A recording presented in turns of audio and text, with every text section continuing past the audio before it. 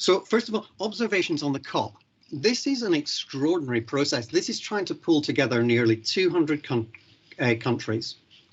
It's thousands of delegates. I mean, when you see the actual event itself in Paris, there's a great big hall that is the negotiation hall. And then there's side halls for negotiation. And then there's vast numbers of fringe events that are taking place. Stalls and things like that. I mean, some of them extremely sophisticated. I remember one of them had a sort of a waterfall in it where the water came down, spelling out that we need, you know, to do something about climate. It's like maybe like if you've ever been to a UK party political conference, only much, much, much bigger than that. Maybe the sort of, if I was thinking of where have I seen something like that in Scotland, the fringe events are not a million miles different from the fringe events at the Edinburgh Festival. Just lots and lots of stuff like that's going on where people are showcasing the things that they can do. That's the COP itself, but there's a long process that leads up to the COP of a pre-negotiation. Again, vast rooms of people. I remember going to one in New York, one in Abu Dhabi. They were called the Ascent meetings, that you go to the summit on, hundreds of people at them. Sometimes the room full, sometimes like the House of Commons, one person speaking and about 6 people in a room that could have 2,000. And who's there? It's the nations of the world.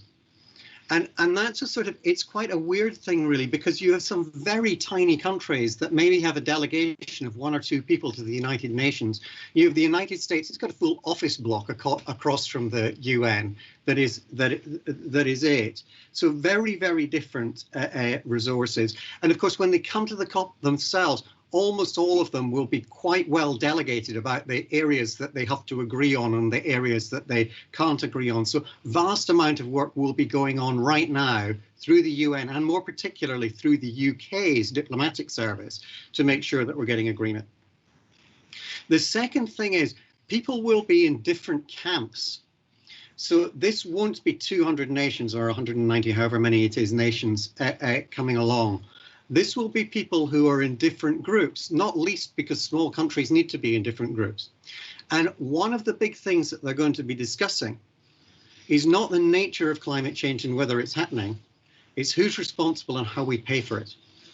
You know, we had the group, the G7, that was the developing countries, and it was the developing countries that were mostly responsible for Kyoto. And then they decided, no, we need to make sure that the developed countries that were responsible for Kyoto, they then decided, but we need the developing countries in this. And the developing countries are represented by the G77, so the 7 and the 77. And of course, the G77 are saying, listen, it's you wealthy countries that used up the carbon budget of the world. If you're telling us we can't use up any of this, you are going to help us pay for this, aren't you? And do you remember there was the 100 billion that was agreed in Copenhagen that's never quite come through? So there's a huge development debate that will go on as part of this as well. And then the third thing I'd say is very few people that are in those halls will have the slightest clue how the finance world that we are used to in Edinburgh, the City of London, Wall Street, how it works and what its influence is. Indeed, I remember one of the best things I think we did in the run-up to Paris was we did some seminars for people on green bonds, because we were trying to demonstrate that there is money that is available that will be invested. And we gave the example we used, we got someone from Morocco who'd helped put up a solar power plant. And then we got the investment banker that had raised the money. And then we got somebody who was a trustee of an American pension fund to say what happened was American pensioners put their money into our fund.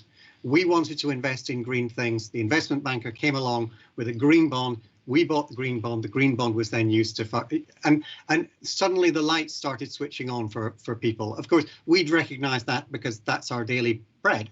But for most of the people that are going to be negotiating at the COP, I think they won't understand that. So that's sort of a bit of the background. And I would say that given that background, while I believe the financial system is absolutely critical to climate, in intermediating, taking money from point A where it is to point B where it's needed, and in the stewardship of companies to make sure that they're doing that as well, I think you need to recognize that that may not be how the delegates think about it. There's a big problem that we want to solve, but they're going to be thinking about, well, who is it that's going to help me solve this? Who is it that's going to pay for it? How much am I really willing to sign up for? And that's really where we got to in Paris, which is everybody agrees we should try and keep well below 2 degrees. But nobody's quite clear that they're going to sign in blood for what it is that they're going to put into it. So that we have these nationally determined contributions. We're not even meeting the nationally determined contributions, and they're not big enough to get what everybody wants to happen, which is that we stay well below 2 degrees. And in a sense, it seems to me that throws responsibilities back on us in the finance industry, that we need, despite the fact that we don't have regulation that's forcing us to do the right thing, that we're structuring a finance industry that nevertheless will help us put on a trajectory for the finance industry. And I think, therefore, if you were saying, what did we do for Paris? There were really two things. One was to help encourage people to make a strong agreement. And then the second was to make sure that we used the opportunity of the COP to reform finance so that it was capable of doing the job. So in trying to get a strong agreement, for example, we did the first really big petition. It was $24 trillion saying, please do a deal that's stronger than the one that actually came out from Paris. It was suggesting that we needed to tax carbon and do all of those sorts of things.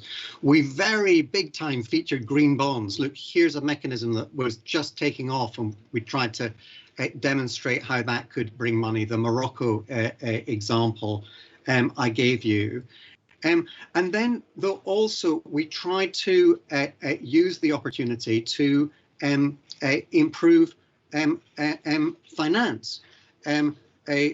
So green bonds would be an example. You may remember the TCFD, Task Force on Climate Financial Disclosures. That was one of the announcements around Paris because there was a big gap in information.